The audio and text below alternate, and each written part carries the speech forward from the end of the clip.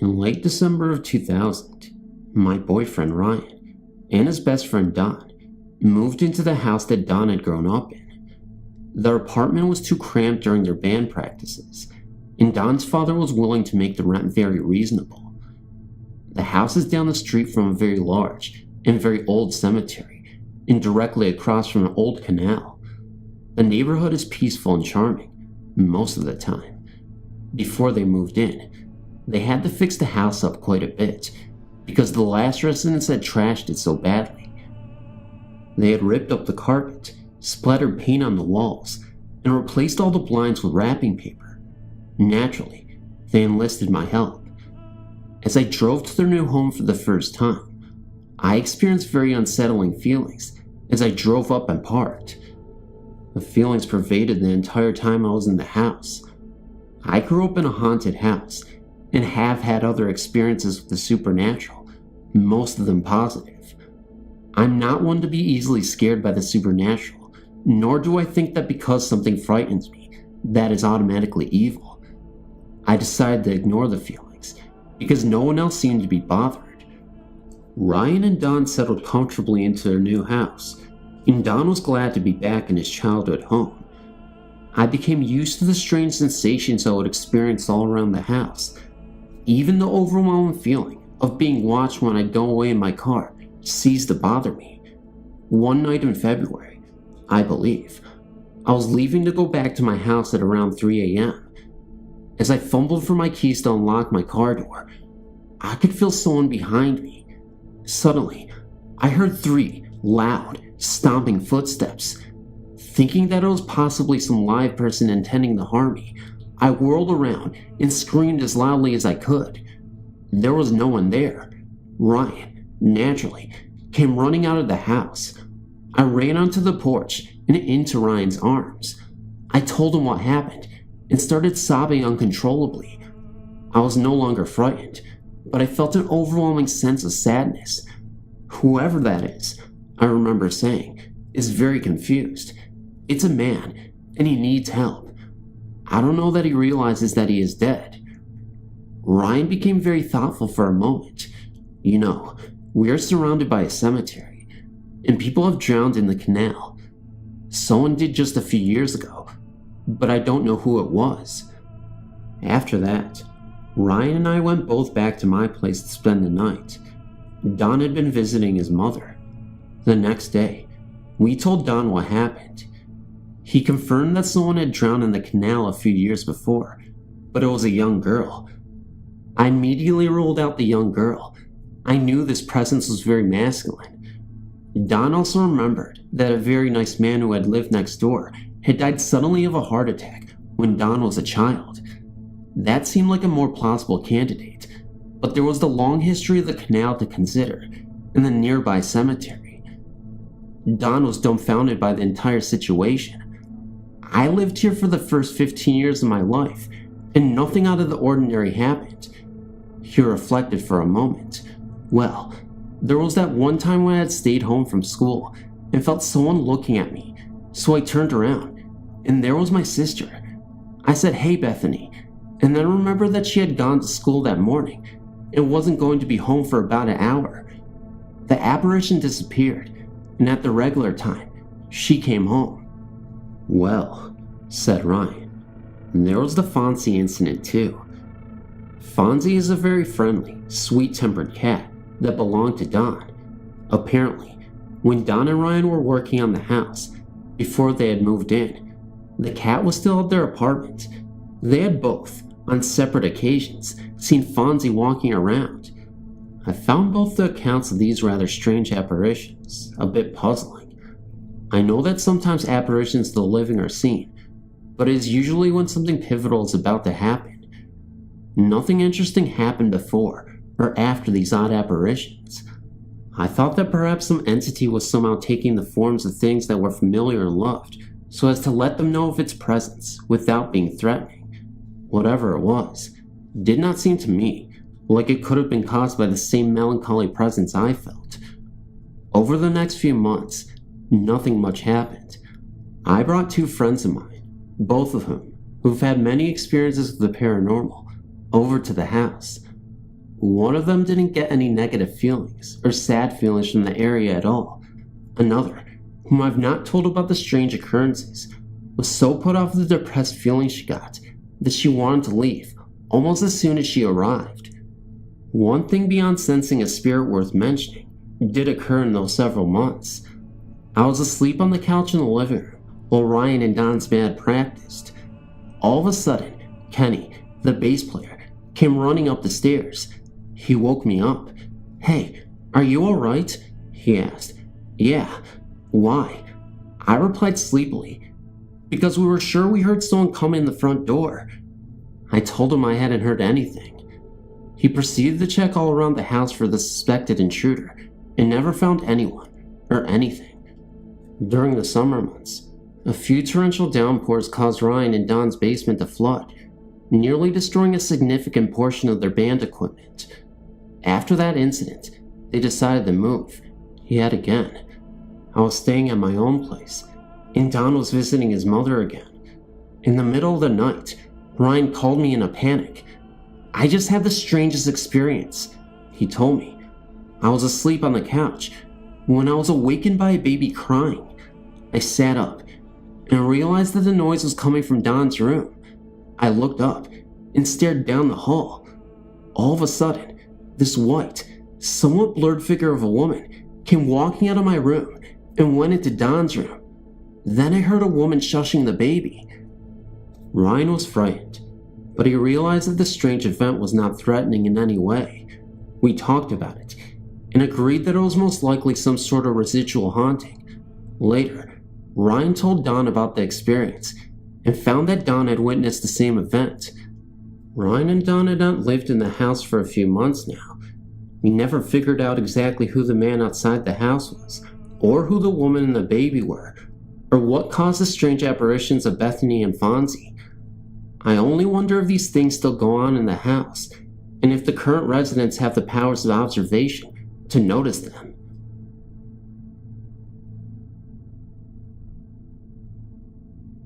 This happened in February 2000, during my junior year of high school.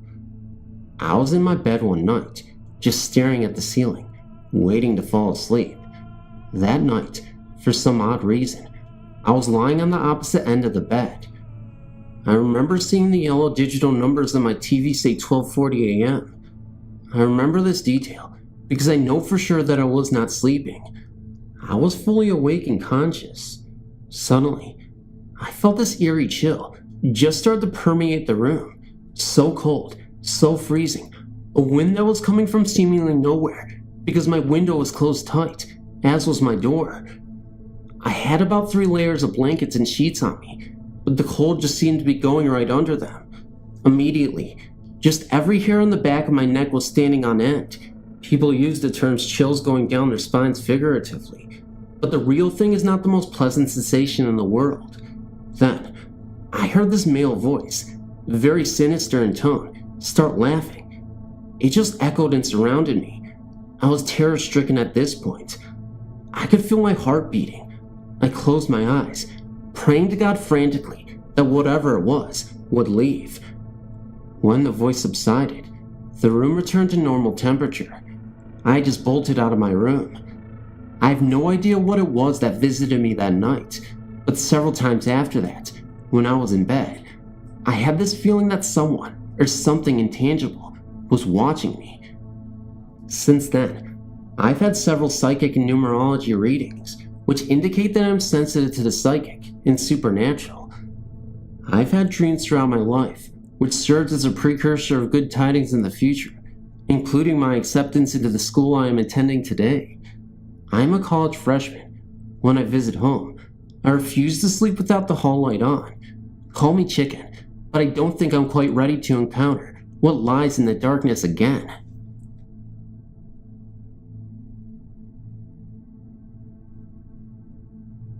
For these purposes, let's just say my name is Amy.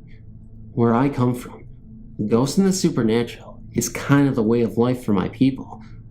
We welcome ghosts to our family members who have passed away with open arms, knowing they are here to watch over us. That's the mentality I've had all my life, but when the reality of it is faced, it's a different story. I have two unbelievable experiences to tell anyone who is interested enough to listen. Bear in mind, this is the first time I've told strangers about this. I should say my first ghost experience was when I lost my mom, when I was 16. My mom was the center of my universe, and when she died unexpectedly during childbirth, it was a shock to me for years to come. I'm 23 now. 2 days after her death, I was sleeping in her bedroom, lying on her side of the bed. I'd been crying myself to sleep, and I had this dream. At least I thought it was a dream, because the way it happened, it was as real as it could be. In my dream, or self-conscious state of mind, I was lying in the same position in which I had fallen asleep when I saw Mom come into the room and just stand there watching me sleep.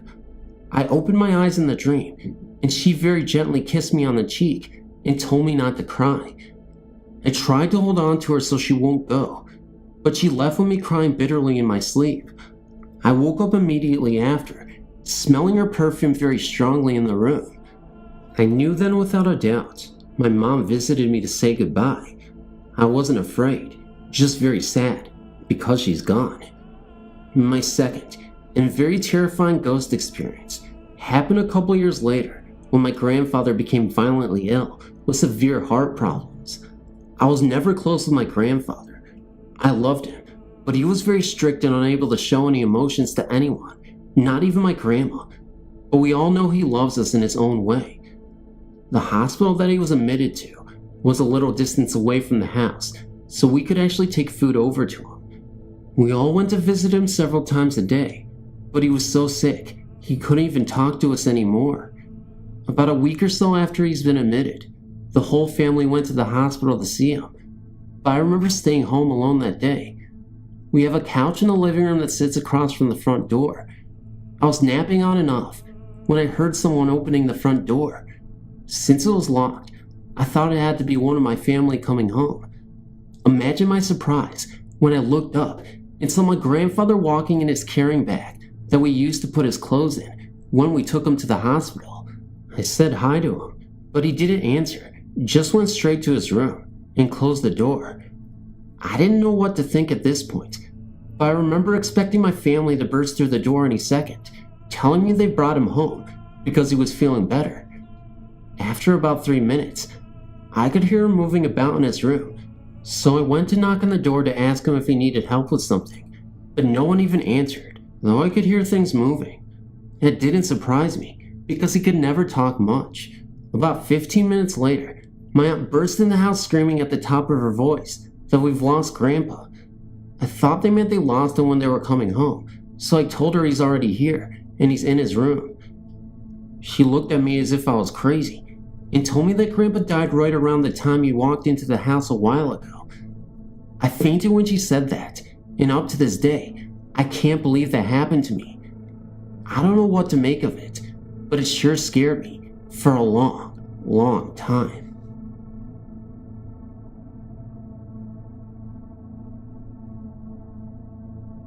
We had just gotten done playing video games and decided to go to bed, myself and 3 others.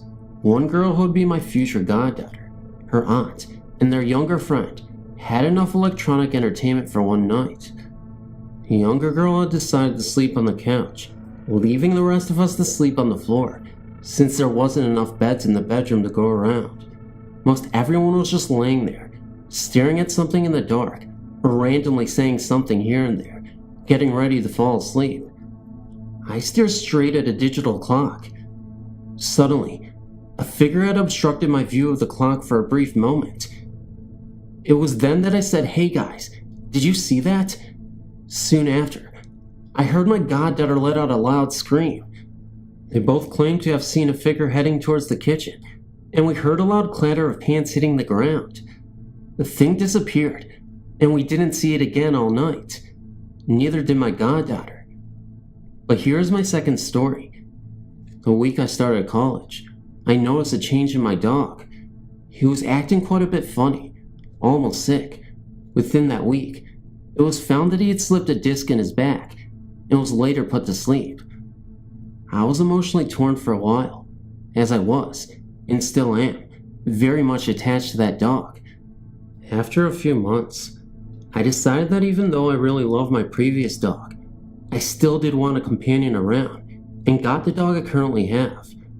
The morning after we had brought her home, I felt a weight on my chest. It felt like the size of a dog, about the same size as the one I had before. I thought it was the new dog, so I told her to get down. I heard her jump from my chest to the floor. It was then that I realized it wasn't the new dog, because my room's door was shut, and there was no way she could have gotten in here. That, and the fact that she wasn't anywhere around. At first, I was a bit spooked, but then I thought, good, he's still here with me.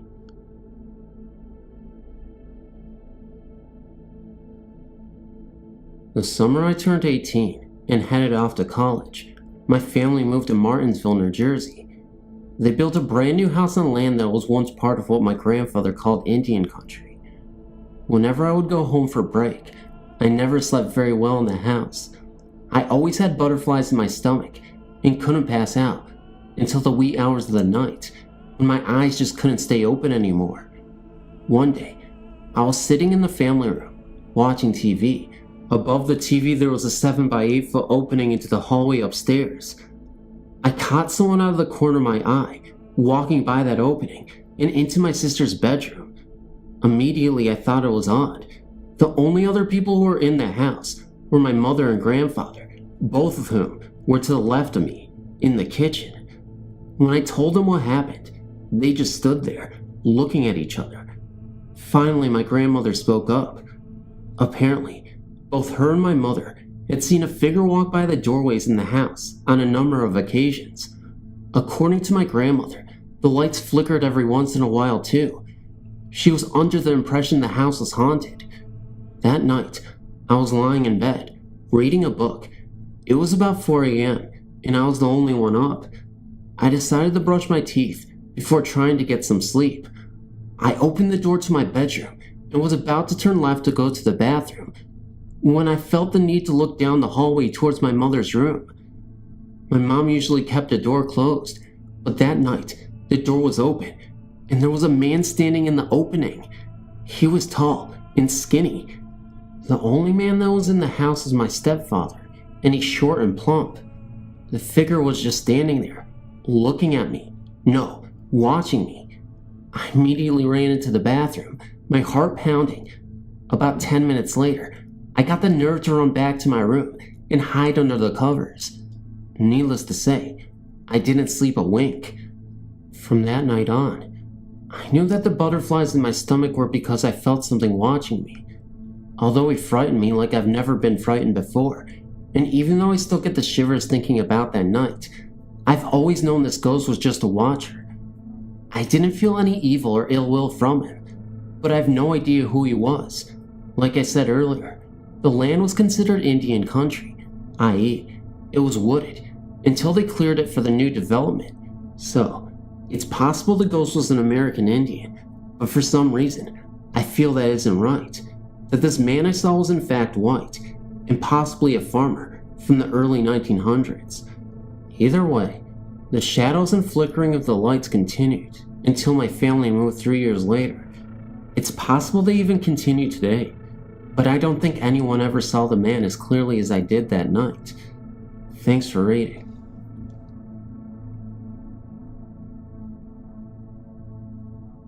I've been reading through your website and found it very interesting, but I never thought that I had a story to relay until I read a story that sounded extremely like something happened to me a few years ago. I live in Toronto, Canada, and in 1991, my third child was just a baby, and would wake up nightly around 2 a.m. for feeding. At the time we lived in a condo, which we had lived in since 1988. We had some minor incidents, like things moving around, and shadows seen out of the corner of one's eye, but nothing to speak of really. Just things that could be chalked up to imagination. On one particular night, my son wakened for his feeding. I sat in my rocking chair in the baby's room, feeding him. The nightlight was on, and I was wide awake, when all of a sudden, I I heard what sounded like a lion roar or a tiger roar, loud and clear. I jumped up, turned on all the lights in the house, and was convinced that a tiger was in the closet. Woke up my husband and had him search the entire apartment, including the balcony, which was 6 stories up. Of course, it would have been impossible for an animal to have gone into the apartment, but the roar had sounded so real, I had to be sure. After that, I tried to convince myself that it was my imagination, but I never forgot about it. I wonder if you know what this could be, and if there's any explanation for it. Hey guys, I just want to let you know that I'm full of energy, but full of doubt, because there's no food around, and I have no food to eat, and I need some food. So give me some grub. Comment in the section below. Make me fat with energy, and I'll go ahead and love you forever. Guys, I don't know what I'm talking about. I really need to eat. I spent all day working on this video just because I love you guys, and I want to make sure I get out the best video possible. And I kind of neglect my eating habits sometimes. And then when I'm in the zone, I want to make sure I get this video done, and then blah, blah, blah, and blah, blah, blah, and blah, blah, blah, blah, blah, blah, blah, blah, blah, blah. See? I'm talking like The Sims, you know, from that video game. Please, someone don't let me out of the zoo again.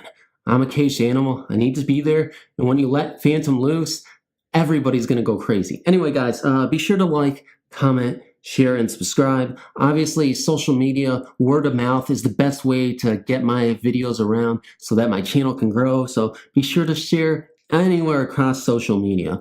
I'm slurring my words, guys. But for you guys that didn't know, I posted this on social media, but I actually had a sleep paralysis moment that actually happened for the first time in my life.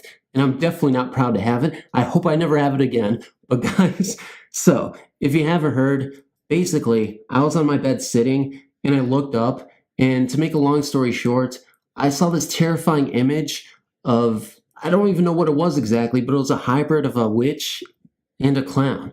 So I fell asleep on my back momentarily, and I look up and I see this thing, and it's it's extending its arms towards me, and it's like almost like, come here, like I want to like devour your soul. Like seriously, I'm not even kidding. Like there's an image that I posted in the community tab, and if you guys want a good idea of what it looked like, that's the best image that I posted in that community tab of my channel.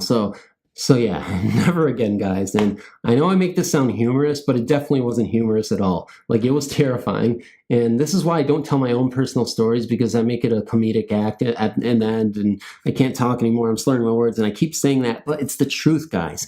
But with that, I'm signing off. And you guys know that you gotta leave your comments, you gotta like, and you gotta do all that good puppy dog stuff in the comment section below. What is puppy dog stuff? Nobody will ever know, not even me. And that's kind of a bad thing, because I should know what I'm talking about, but I never do. Again, sounding redundant. So I'm gonna go. Bye-bye, guys. Bye-bye. Like a ghost that's flipping flapjacks. Bye-bye. And a stuttering ghost like me.